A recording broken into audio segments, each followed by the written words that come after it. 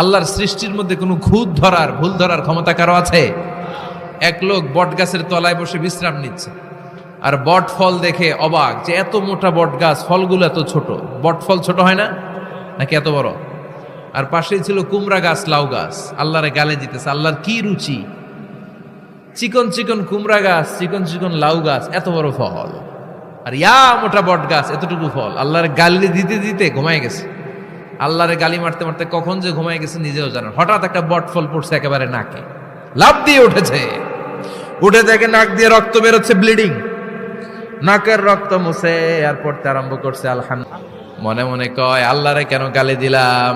ওই কুমড়া যদি এইখানে হইতো, ওই লাউ যদি এইটার উপরে হতো, কুমড়া যদি একটা নাকের উপরে পড়তো, আমি নিজেই কুমড়া হইয়া যাইতাম।